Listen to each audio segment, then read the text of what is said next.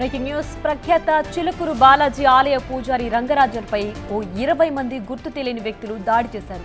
ఈ విషయం ఆలస్యంగా వెలుగులోకి వచ్చింది.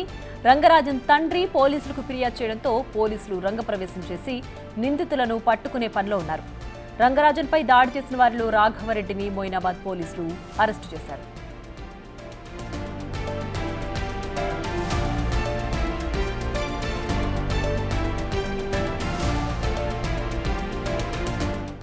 మరింత సమాచారాన్ని మా ప్రతినిధి సురేష్ అందిస్తారు. సురేష్, చెప్పండి, అసలు ఎవరు ఈ దుండగులు? పూజారికి వాళ్ళకి ఏదైనా సంబంధం ఉందా? ఏంటి దీనికి సంబంధించి డీటెయిల్స్?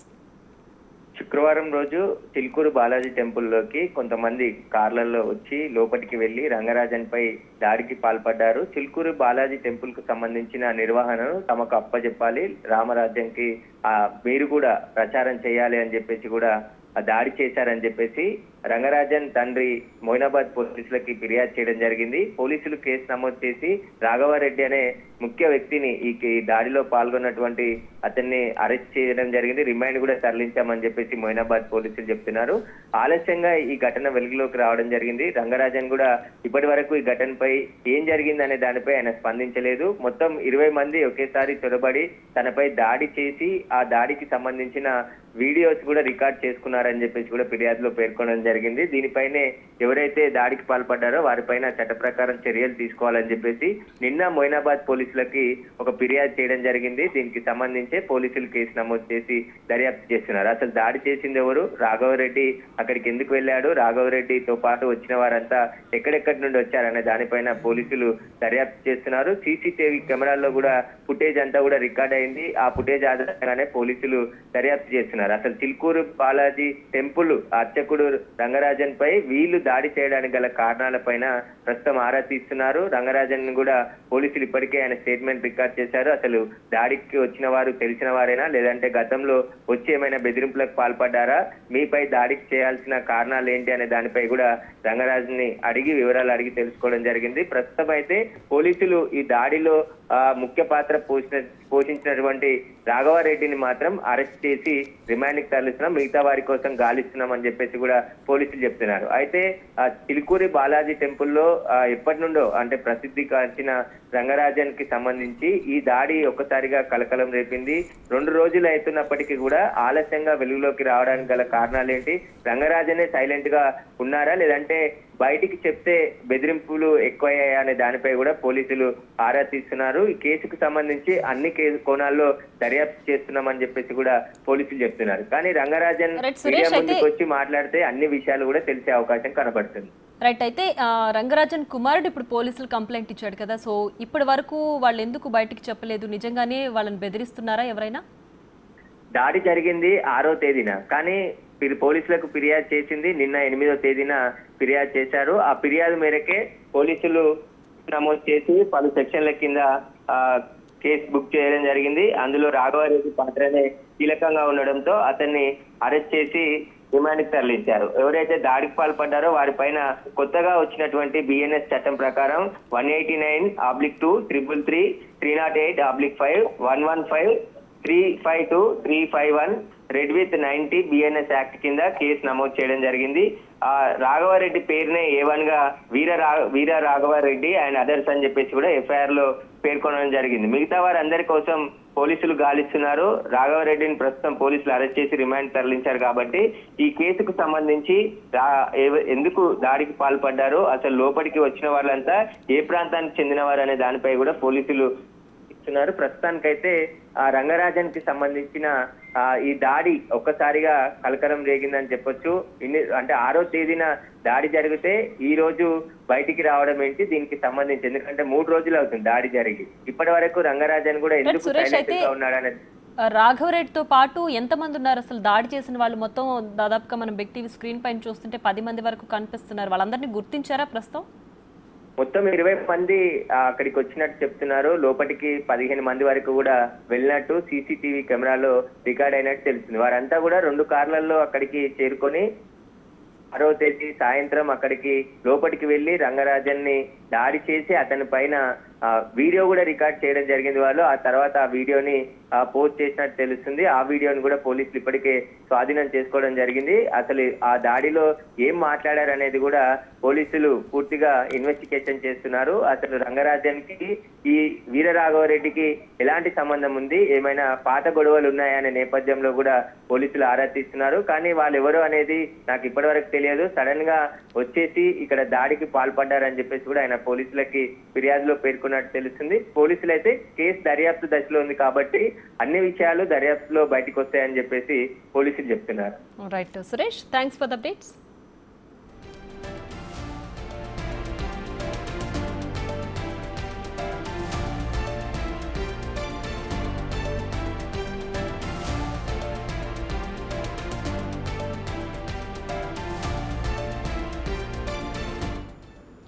ఇక ప్రఖ్యాత ఆలయం చిలుకూరు బాలాజీ టెంపుల్లో పనిచేసే పూజారి పైన దాదాపు 20 మంది 2 కార్లలో ఆలయానికి చేరుకుని అక్కడ తెలియని దుండగులు ఆయన పైన దాడి చేశారు. అయితే దాడి చేసిన తర్వాత ఆయనతోటి ఒక వీడియో కూడా రికార్డ్ చేసినట్లుగా తెలుస్తోంది. ప్రస్తుతం ఈ కేసుకు సంబంధించి ప్రధాన నిందితుడిగా రాఘవరెడ్డిని పోలీసులు అరెస్ట్ చేశారు. అయితే ఇది జరిగి 2 రోజులైన తర్వాత పూజారి వాళ్ళ కుమారుడు పోలీసులకి కంప్లైంట్ ఇచ్చారు. ప్రస్తుతం పోలీసులు ఈ దుండగులు ఎవరు అని వెతికే పనిలో పడ్డారు. ప్రస్తుతం ప్రధాన నిందితుడైన రాఘవరెడ్డిని మాత్రం పోలీసులు అదుపులోకి తీసుకున్నారు.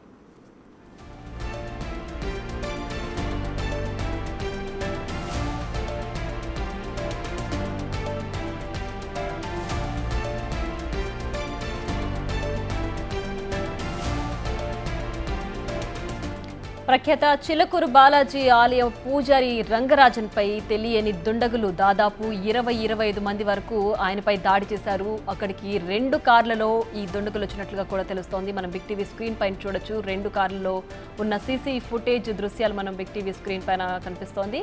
దాదాపు 20 మంది వరకు కూడా ఆలయంలోకి ప్రవేశించారు. వీరందరూ కూడా ఆయన పైన దాడి చేసి ఆయనతో ఒక వీడియో కూడా రికార్డ్ చేసినట్లుగా కూడా తెలుస్తోంది. అయితే ఎందుకు ఈ దాడి జరిగింది, అసలు వాళ్ళకి రంగరాజన్కి సంబంధం ఏంటి అన్న విషయాలైతే ఇంకా తెలియరావాల్సింది. ప్రస్తుతం ఈ కేసుకు సంబంధించి రాఘవరెడ్డిని పోలీసులు ప్రధాన నిందితుడిగా అదుపులోకి తీసుకున్నారు. రిమైనింగ్ ఎవరైతే ఈ 20-25 మంది ఉన్నారో వాళ్ళని గుర్తించే పనిలో అయితే ప్రస్తుతం వాళ్ళు పోలీసులు నిమగ్నమై ఉన్నారు. అసలు ఈ విషయం జరిగి 2 రోజుల తర్వాత రంగరాజన్ కుమారుడు పోలీసులకి కంప్లైంట్ చేశారు. సో ఎందుకు జరిగింది, వాళ్ళకి రాఘవరెడ్డికి సంబంధం ఏంటి, అలాగే ఈ విషయాన్ని ఇంత ఆలస్యంగా ఎందుకు వెలుగులోకి తీసుకొచ్చారు, ఈ విషయాలన్నీ కూడా పోలీసులు తెలుసుకునే పనిలో ఉన్నారు. ప్రముఖ ఆలయమైన చిలుకూరు బాలాజీ టెంపుల్లో ఈ ఘటన జరిగింది.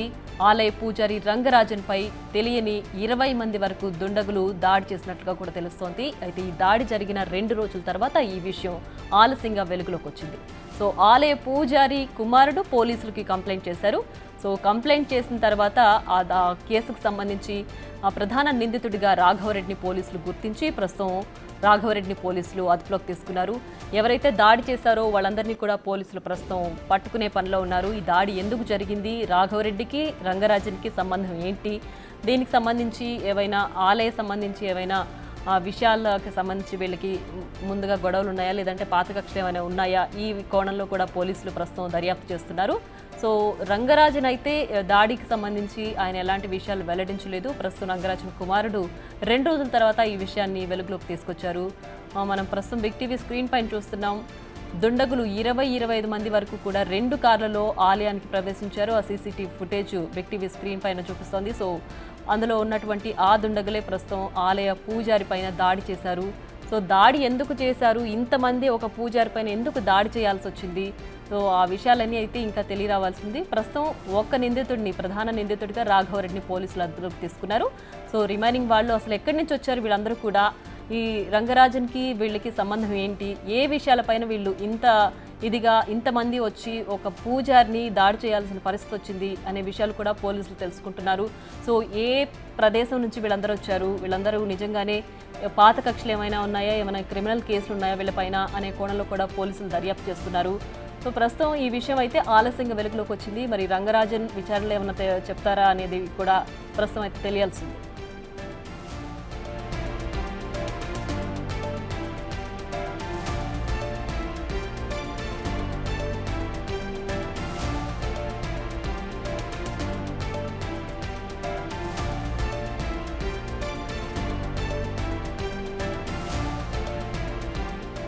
ప్రముఖ ప్రఖ్యాత చిలుకూరు బాలాజీ ఆలయ పూజారి రంగరాజన్పై తెలియని 20 మంది వరకు దుండగులు ఆయన పైన దాడి చేశారు. ప్రస్తుతం ఆ విజువల్స్ మనం బిగ్ టీవీ స్క్రీన్ పైన చూస్తున్నాం. సీసీ ఫుటేజ్ దృశ్యాలు మనం బిగ్ టీవీ స్క్రీన్ పైన చూస్తున్నాం. 25 మంది వరకు కూడా 2 కార్లలో ఆలయానికి చేరుకున్నారు. ఆలయ పూజారి రంగరాజన్పై ఈ తెలియని దుండగులు అయితే దాడి చేశారు. మొత్తానికి ఈ విషయం ఆలస్యంగా వెలుగులోకి వచ్చింది. 6వ తేదీ ఈ విషయం జరిగితే 8వ తేదీ వరకు విషయం బయటకు రాలేదు. అయితే రంగరాజన్ కుమారుడే ఈ విషయాన్ని పోలీసుల దగ్గరికి తీసుకొచ్చారు. సో వాళ్ళపైన కంప్లైంట్ చేశారు. ఈ కేసుకు సంబంధించి ప్రస్తుతం రాఘవరెడ్డిని పోలీసులు ప్రధాన నిందితుడిగా గుర్తించి అదుపులోకి తీసుకున్నారు.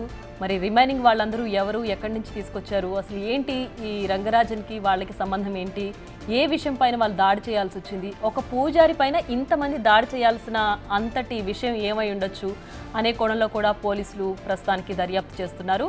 సో ఈ ఘటన జరిగి 2 రోజుల తర్వాత ఆలస్యంగా వెలుగులోకి వచ్చింది అని అంటే ప్రస్తుతానికి ఆలయానికి సంబంధించి ఏమైనా రహస్యాలు ఏమైనా దాగున్నాయా, దానికి సంబంధించి వాళ్ళిద్దరి మధ్య ఏమైనా ఘర్షణ జరిగిందా అనే కోణంలో కూడా పోలీసులు దర్యాప్తు చేస్తున్నారు. ప్రస్తుతం ఈ కేసుకు సంబంధించి ప్రధాన నిందితుడిగా రాఘవరెడ్డిని అయితే పోలీసులు అదుపులోకి తీసుకున్నారు. సో 2 కార్లలో 25 మంది వరకు కూడా ఆలయానికి చేరుకుని ఈ పూజారి పైన దాడి చేసినట్లుగా కూడా తెలుస్తోంది. ఈ కేసుకు సంబంధించి ఆలయ పూజారి కుమారుడు పోలీసులకి కేసు ఫైల్ చేశారు. సో ఆ నేపథ్యంలోనే రాఘవరెడ్డిని పోలీసులు అదుపులోకి తీసుకున్నారు. ప్రస్తుతానికి రాఘవరెడ్డి అదుపులో ఉన్నారు కాబట్టి ఈ రిమైనింగ్ వాళ్ళని వీళ్ళే దాడికి పాల్పడడానికి తీసుకొచ్చారా, లేదంటే వాళ్ళకి ఈ రంగరాజన్కి ఏమైనా సంబంధం ఉందా అన్న కోణాలను కూడా పోలీసులు దర్యాప్తు అయితే చేస్తున్నారు.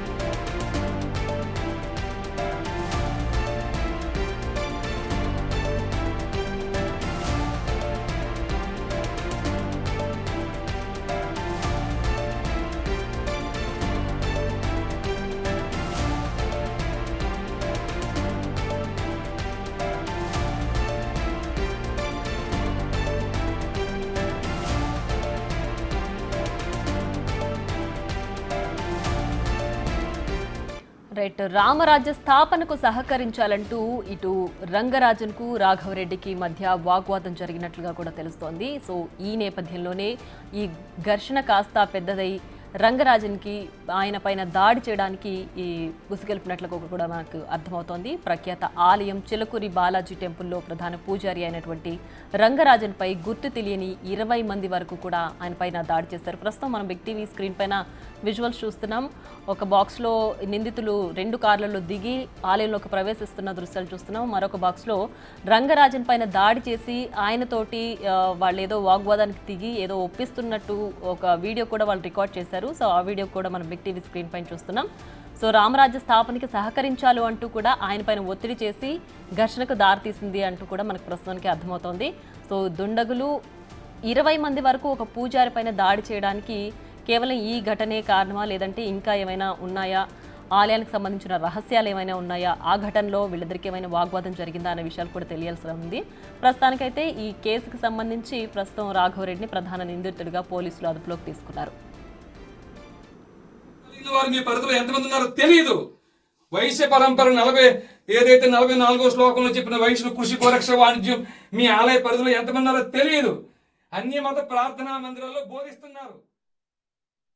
ఇక్ష్వాకు వంశీయులు ఏ గోత్రాల్లో ఉన్నారో నీకు తెలియదు. నీకు చెప్తున్నావు, హైకోర్టు అంటున్నావు, సుప్రీంకోర్టు అంటున్నావు, నీకు తెలియదా? వాళ్ళకున్న ఇమ్యూనిటీ ఆర్టికల్ 124 సబ్-4 ఎవడైనా ఇప్పుడు దాకా ఏ ప్రధానమంత్రి అయినా ఇంపీచ్ చేయగలిగారా?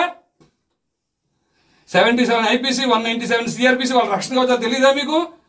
భగవద్గీత 18వ అధ్యాయంలో 17వ శ్లోకం ఉన్న యస్య నాహంకృతో భావ బుద్ధిరేశ్య నలిప్యతే హత్వాపి సహిమాన లోకాన్ని హంతి ప్రయోగించే అవకాశం మాకు లేదా?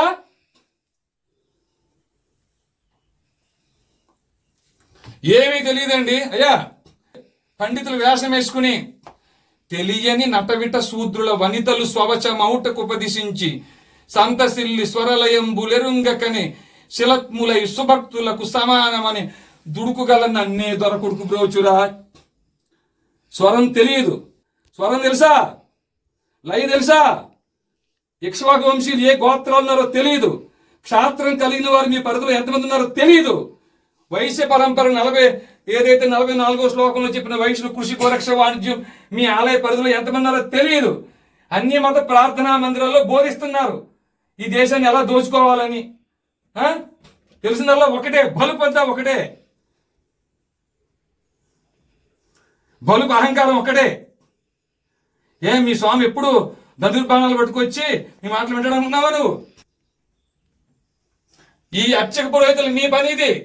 మీ ఆలయ పరిధిలో క్షాత్రం కలిగిన వారు ఏ గోత్రాల్లో ఉన్నా, వైశ్య పరంపర వారు ఏ గోత్రాల్లో ఉన్నా ధర్మస్థాపన కోసం కలిలో రామరాజ్యం ఏర్పాటు అయింది.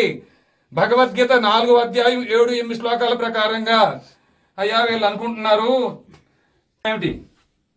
ఆయన నా వల్ల అయితలేదు నాన్న, నేను ఎగ్జామ్ లో ఫెయిల్ అయినాను, పనికిరాను అన్నావు కదా, పనికిరాను.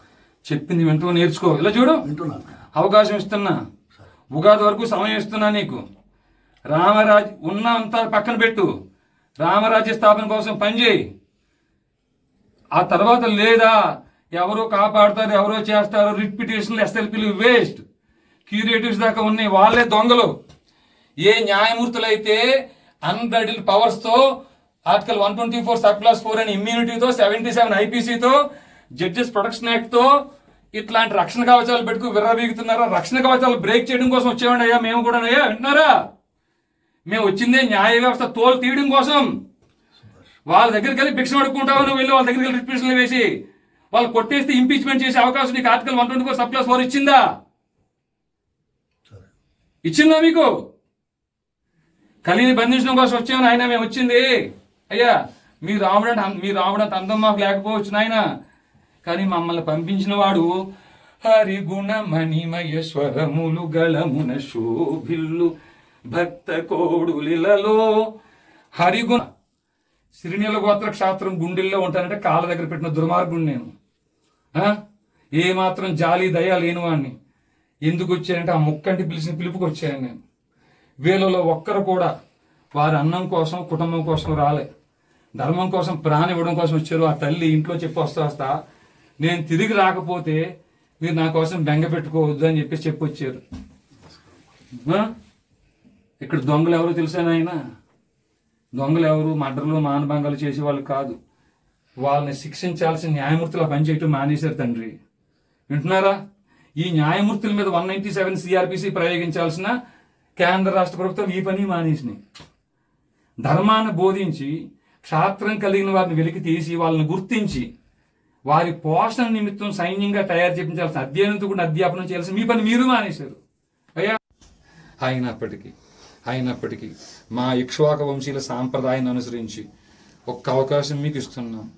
ఇది తప్పితే మేము రామ మహాత్మ వచ్చి చేయాల్సిన పని చేసుకెళ్ళిపోతారు. విన్నారు స్వామి? మీ పని మీరు చెయ్యమని మరొకసారి మనవి చేసుకుంటున్నాం. రైట్, ఇక మరింత సమాచారాన్ని అందించడానికి మా ప్రతినిధి సురేష్ ఉన్నారు. సురేష్ చెప్పండి, అయితే ఇప్పుడు మన బిగ్ టీవీ స్క్రీన్ పైన ఒక విజువల్ చూసాం కదా, అందులో రంగరాజన్తో పాటు ఇంకొక వ్యక్తి ఉన్నారు. ఆయన రామరాజ్య స్థాపనకి కట్టుబడి ఉండాలంటూ కూడా రంగరాజన్కి చెప్తున్నారు, ఆయనతో ఒప్పిస్తున్నారు. ఇక్ష్వాకుల వంశం గురించి అసలు తెలుసా, దాని స్థాపనకి దాన్ని కట్టుబడి ఉండాలంటూ కూడా ఆయన ఆ వీడియోలో చెప్తున్నారు. అసలు ఎవరు ఏంటి అక్కడ వాళ్ళ మధ్య ఉన్నటువంటి గొడవ ఏంటి? ఆ వీడియోలో ఉన్నటువంటి వ్యక్తి వీర రాఘవరెడ్డి.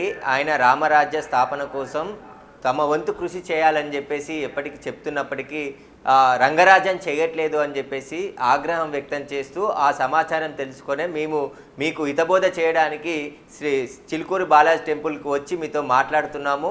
మీకు ఇది చివరి అవకాశము, మళ్ళీ మార్చుకోండి, మీరు మారి రామరాజ్య స్థాపన కోసం మీరు పాటుపడాలి, మీరు చెప్పేవన్నీ అబద్ధాలు, చేసేవన్నీ కూడా తప్పులు అని చెప్పేసి ఆ రంగరాజన్కి వార్నింగ్ ఇస్తూ ఒక వీడియోని రికార్డ్ చేశారు.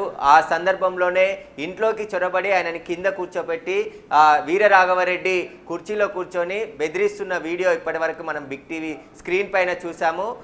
ఇది జరిగింది 6వ తేదీన, కానీ 8వ తేదీ వరకు కూడా రంగరాజన్ పోలీసులకు ఫిర్యాదు చేయలేదు.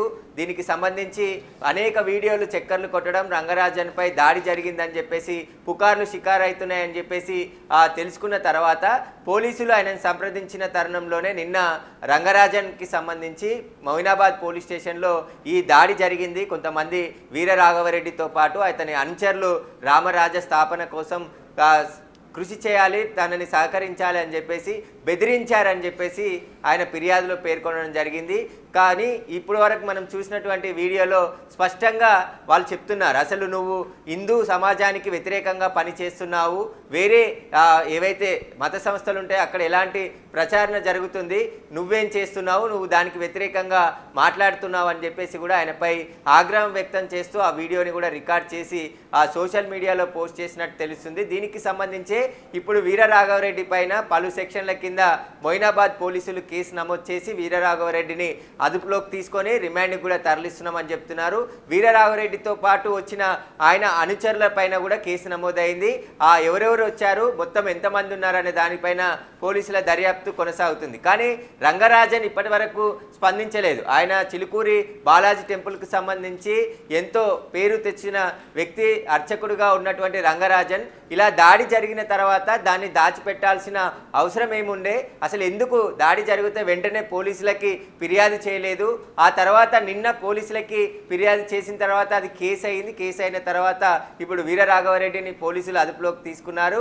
దీనికి సంబంధించే ఇప్పుడు ఆ అర్చకులకు సంబంధించి, ఎందుకంటే రంగరాజన్ అసలు అర్చకుడే కాదు, ఆయనకి ఎలాంటి విషయాలు తెలియదు, అన్ని అబద్ధాలు చెప్తున్నాడు, అబద్ధాలు తప్పులు మాట్లాడుతున్నాడు అని చెప్పేసి కూడా ఆ వీడియోలో వీరరాఘవరెడ్డి మాట్లాడుతున్న దృశ్యాలు, ఆడియో కూడా మనం ఇప్పటివరకు విన్నాం. కాబట్టి ఈ దాడి వెనుక ఎందుకు దాడి చేయాల్సి వచ్చింది, అసలు ఉగాది వరకు సమయం ఇస్తున్నాము, ఉగాది తర్వాత మీరు మారకుంటే మేము చేయాల్సింది మేము చేస్తాము అని చెప్పేసి కూడా స్పష్టంగా చెప్తున్నారు. కాబట్టి ఏం చేద్దాం అనుకున్నారు, అసలు ఎందుకు ఆ రంగరాజన్ దగ్గరికి వీరు వెళ్ళారు, గతంలో ఇదే విధంగా వచ్చి ఆయనని మందలించారా, అసలు మాట్లాడుకున్నారా, ఇతనికి సంబంధించి ఏదైనా పరిచయం ఉందా అనే దానిపై కూడా రంగరాజన్ని పోలీసులు స్టేట్మెంట్ అడిగి తెలుసుకున్నట్టు తెలుస్తుంది. అసలు దీనికి సంబంధించి అసలు శుక్రవారం రోజు జరిగితే ఈ రోజు వరకు ఎందుకు బయటికి రాకుండా ఉంది ఈ విషయం అనే దానిపై కూడా ఒక ఉత్కంఠ నెలకొంది. దీనికంటే ఈ రంగరాజన్ నిన్న ఫిర్యాదు చేయడంతోనే ఈ విషయం ఈరోజు వెలుగులోకి రావడం జరిగింది. ఈ వీడియోలు కావచ్చు, సీసీటీవీ కెమెరాకి సంబంధించిన ఫుటేజ్ని కూడా పోలీసులకి అందించారు. మొత్తం 20 మంది వరకు కూడా అక్రమంగా తన ఇంట్లోకి చొరబడి బెదిరింపులకు పాల్పడ్డారని చెప్పేసి ఫిర్యాదులో పేర్కొనడం జరిగింది. బెదిరించి కూర్చోబెట్టి కింద రామరాజ్యాంగ స్థాపన కోసం మీరు కృషి చేయాలి, ఆ విధంగా ప్రచారం చేయాలి, చిలుకూరు వచ్చే భక్తులందరికీ కూడా అదే సందేశం ఇవ్వాలి, కానీ మీరు వేరే ట్రాక్లో వెళుతున్నారు, అది సరైంది కాదు అని చెప్పేసి వార్నింగ్ ఇచ్చినట్టుగా ఈ వీడియోలో స్పష్టంగా కనబడుతుంది. ఇప్పుడు రాఘవరెడ్డిని పోలీసులు అరెస్ట్ చేశారు, ఆయన అనుచరుల కోసం వెతుకుతున్నారు. రైట్ సురేష్, అయితే మనం ఆ విజువల్స్ చూస్తే అందులో రంగరాజన్ చాలా నిస్సహాయ స్థితిలో ఉన్నారు, వాళ్ళు ఏం చెప్తున్నా సరే చాలా మౌనంగా వింటున్నారు. అసలు అంత ఎక్స్ట్రీమ్కి ఆయన్ని అంత బెదిరించడానికి ఏంటి కారణం, అంత వ్యతిరేక కార్యక్రమాలు రంగరాజన్ ఏం చేశారని వాళ్ళు భావిస్తున్నారు? అంటే ఇదివరకే వాళ్ళకి ఏమైనా అలాంటివి జరుగున్నాయా, లేదంటే ఆలయానికి విరుద్ధంగా కానీ అన్యమత ప్రచారాలు కానీ ఇలాంటివి ఏమైనా చేశారని చెప్తున్నారా వాళ్ళు? అంటే చిలుకూరి బాలాజీ టెంపుల్ అనేది ఒక విశిష్ట గల టెంపుల్, అక్కడ ఉండదు, ఎలాంటి ఎవరు కూడా భక్తులు డబ్బులు వేయొద్దు, డబ్బులు ఇవ్వద్దు అనే ఒక సిద్ధాంతాన్ని ముందుకు తీసుకెళ్తూ ఆయన అక్కడ ప్రచారం చేస్తున్నాడు రంగరాజన్. చిలుకూరు బాలాజీ టెంపుల్కి వచ్చే భక్తులందరూ కూడా దేవుణ్ణి మొక్కుకొని చుట్టూ ఆ వెంకటేశ్వర స్వామి చుట్టూ కూడా తిరిగి ప్రదక్షిణలు చేయాలి తప్ప హుండీలో డబ్బులు వేయొద్దు అని చెప్పేసి కూడా ప్రచారం చేస్తున్నాడు. అందులో భాగంగానే అక్కడ హుండీ అనేది పెట్టకుండా ఇన్ని రోజుల నుంచి చిలుకూరు బాలాజీ టెంపుల్ని నిర్వహిస్తున్నారు. కాబట్టి ఇది దేవాలయాలకు సంబంధించి కొన్ని నియమాలను ఆయన ఉల్లంఘిస్తున్నాడు, వేరే విధంగా ప్రచారం చేస్తున్నాడు అని చెప్పేసి కూడా వీరరాఘవరెడ్డి బృందం భావించి అతనిపై దాడికి పాల్పడ్డారా, లేదంటే ఇంకా రామరాజ్య స్థాపన కోసం సపోర్ట్ చేయాలంటే ఏ విధంగా సపోర్ట్ చేయాలి, ఆయన ఏం చేస్తున్నాడు వ్యతిరేకంగా, ఒకవేళ హిందూ సమాజానికి వ్యతిరేకంగా పనులు చేస్తున్నాడా, లేదంటే ఏం ప్రచారం చేస్తున్నాడు అనేది దాంట్లో మాట్లాడలేదు. కానీ ఏదైతే బ్రాహ్మణుడు కాదు, దానికి సంబంధించి నీకు ఎలాంటి విషయాలు తెలియదు. సురేష్, ఒక్కసారి మీరు హోల్డ్ లో ఉండండి. రంగరాజన్ కూడా వాళ్ళకి బదులుగా ఏదో తీవ్ర స్థాయిలో నేను ఖండిస్తూ ఆన్సర్ చేస్తున్నట్టుగా కూడా మనం దృశ్యాలు చూస్తున్నాం. ఒకసారి ఆ వీడియో చూద్దాం.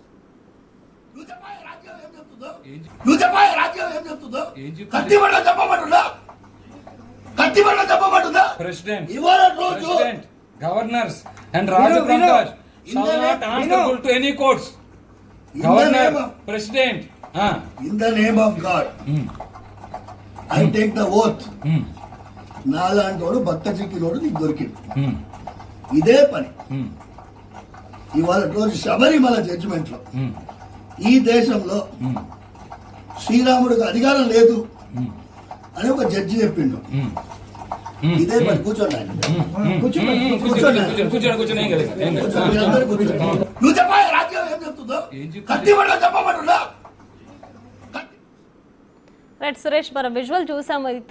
రంగరాజన్ కూడా అదే తీవ్ర స్థాయిలో ఆయన ఖండిస్తూ ఆయన ఆన్సర్ చేస్తున్నారు. అంటే ఇక్కడ శ్రీరాముడికి అధికారం లేదు, ఒక న్యాయస్థానంలో చెప్పారు, శబరిమలలో చెప్పారు అంటూ కూడా ఆయన బదిలిస్తున్నారు. సో ఏంటి అసలు వాళ్ళ దగ్గర దేని గురించి ఇంత తీవ్ర స్థాయిలో గొడవ జరుగుతుంది?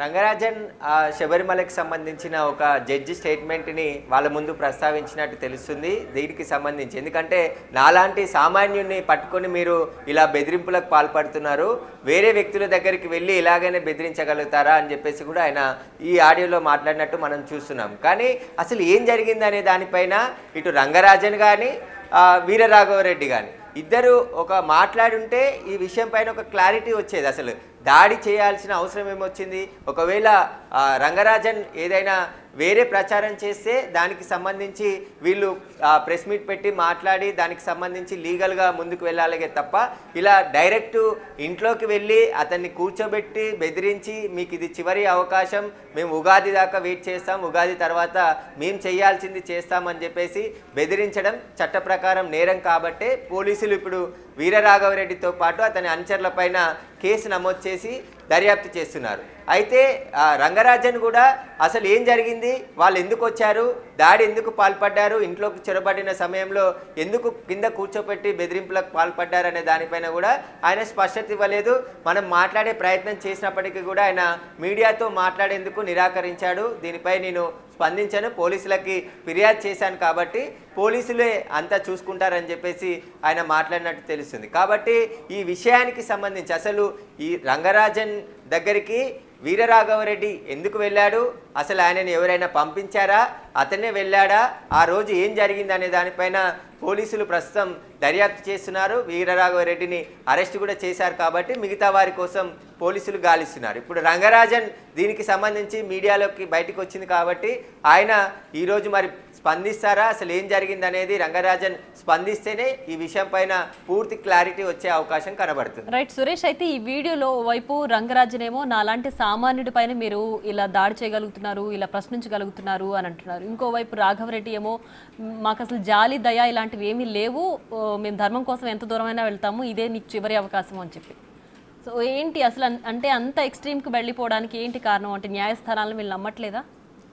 ఖచ్చితంగా న్యాయస్థానం ప్రకారమే మేము ముందుకు వెళ్తామని చెప్తున్నారు. కానీ అక్కడ ఏం జరిగింది అనేదే ఇక్కడ మిస్టరీగా ఉంది. అసలు రంగరాజన్ పైన ఈ స్థాయిలో వాళ్ళు వెళ్ళి బెదిరించే వాళ్ళ పని ఎందుకు వచ్చింది, అసలు రంగరాజన్ ఏం చేసిండు, వీళ్ళు రామరాజ్యానికి స్థాపన కోసం ఆయన సహకరించాలి, మీరు పని చేయాలి అని చెప్పేసి వీళ్ళు బెదిరిస్తున్నారు. కానీ అసలు ఏం జరిగింది అనే దానిపైన ఒక క్లారిటీ చెప్పలేదు. అసలు ఆ రంగరాజన్ పై దాడి చేయడానికి ఎందుకు వెళ్ళారని చెప్పేసి కూడా వీరు కూడా ఒక సమాచారం కూడా ఇప్పటివరకు ఏమి ఇవ్వలేదు. కాబట్టి అసలు జరిగింది వేరే, అక్కడికి వెళ్ళింది అక్కడ కూర్చొని రంగరాజన్ని బెదిరించి మీరు ఖచ్చితంగా మారాలి, మీకు ఏం తెలుసు అని చెప్పేసి కూడా అనేక ప్రశ్నలు వాళ్ళు వేస్తూ మాట్లాడడం జరిగింది. అందులో రంగరాజన్ కింద కూర్చొని దిక్కు తీసని స్థితిలో ఆయన ఉన్నట్టు తెలుస్తుంది. కానీ తర్వాత మళ్ళీ ఆయన తేలుకొని వారిని కూడా బెదిరించే అంటే వారిని డిఫెక్ట్ చేసే పనిలో ఉన్నాయి. ఎందుకంటే కొన్ని జడ్జిమెంట్లను కూడా ఆయన చదివి చెప్తున్నారు. ఎందుకంటే అక్కడ ఇలా జరిగింది, మీరు ఏం చేస్తున్నారు, అక్కడ పోయి ఇలానే బెదిరించారా అని చెప్పేసి కూడా వారిని ఎదురు ప్రశ్నించినప్పటికీ కూడా ఆ తర్వాత దాదాపు ఒక అరగంట నుంచి గంట సేపటి వరకు రంగరాజన్ ఇంట్లోనే వీళ్ళు ఉండి ఆ టెంపుల్లోకి వెళ్ళి అక్కడ బెదిరించి ఆ తర్వాత అక్కడ నుంచి వెళ్ళిపోయినట్టుగా సీసీటీవీ ఫుటేజ్లో పూర్తిగా రికార్డ్ అయ్యాయి. వీటిని ఆధారంగానే 2 రోజుల తర్వాత పోలీసులకి ఫిర్యాదు చేశారు. అంటే 6 తారీఖు రోజు ఘటన జరిగితే నిన్న 8వ తేదీన పోలీసులకి ఫిర్యాదు చేయడం జరిగింది. వెంటనే పోలీసులు కేసు నమోదు చేసి వీరరాఘవరెడ్డిని అదుపులోకి తీసుకున్నారు. ఇప్పుడు పోలీసులు ఒక ప్రెస్ నోట్ రిలీజ్ చేస్తే అన్ని విషయాలు కూడా బయటికి వచ్చే అవకాశం ఉంది. లేదంటే రంగరాజనే దీనికి సంబంధించి ఆయన మీడియా ముందుకు వచ్చి మాట్లాడితే అసలు వీరు ఎందుకు దాడి చేశారు, ఆయన చేసింది ఏంటి, వీరు దాడికి పాల్పడిన కారణాలు ఏంటనే దానిపైన స్పష్టత వచ్చే అవకాశం కనబడుతుంది. రైట్. అయితే సురేష్, ఈ వీర రాఘవరెడ్డి అసలు ఎవరు, ఆయనతో వచ్చిన అనుచరులు ఎవరు, ఇలా ధర్మస్థాపనకు కట్టుబడి ఉండాలంటూ ఆయన కేవలం ఇప్పుడు చిలుకూరు బాలాజీ ఆలయ పూజారి పైనే దాడి చేశారా, లేదంటే ఇది వరకు ఆయనకి సంబంధించిన ఏమైనా ఇట్లాంటి హిస్టరీ ఉందా, ఏంటి ఆయనకి సంబంధించి ఏమైనా డీటెయిల్స్ తెలుసాయా? పోలీసులు ఇప్పుడు వీరరాఘవరెడ్డిని అదుపులోకి తీసుకున్నారు కాబట్టి అన్ని విషయాలు విచారిస్తున్నాము. వీరరాఘవరెడ్డికి సంబంధించిన బ్యాక్గ్రౌండ్ అంతా కూడా తెలుసుకుంటున్నాము. ఆయన ఎక్కడి నుండి వచ్చారు, ఎక్కడ ఉంటారు, ఆయనతో పాటు వచ్చిన వారు ఎవరు, వారందరికి సంబంధించిన పూర్తి వివరాలు కూడా దర్యాప్తు చేస్తున్నామని చెప్పేసి పోలీసులు చెప్తున్నారు. ప్రస్తుతం వీరరాఘవరెడ్డి పోలీసుల అదుపులోనే ఉన్నాడు, మొయినాబాద్ పోలీసుల అదుపులో. ఆయన రామరాజ్యం అని చెప్పేసి కండవాలు వేసుకొని మొత్తం 10 నుంచి 20 మంది ఆ చిలుకూరు బాలాజీ టెంపుల్లోకి వెళ్ళినట్టు గుర్తించడం జరిగింది. అతనికి సంబంధించిన పూర్తి బ్యాక్గ్రౌండ్ని ప్రస్తుతం విచారిస్తున్నారు. అతని అనుచరులు కూడా అందరు దొరికితే వీరు ఎక్కడి నుండి వచ్చారు, అసలు రంగరాజన్కి ఈ వీరరాఘవరెడ్డికి మధ్య జరిగిన గొడవేంటి, ఆయన ఎందుకోసం ఇక్కడికి వెళ్ళాడనే దానిపైన పోలీసుల దర్యాప్తులోనే అన్ని విషయాలు బయటికి వస్తాయని చెప్పేసి కూడా మొయినాబాద్ ఇన్స్పెక్టర్ చెప్పడం జరిగింది. Right Suresh, thanks for the updates.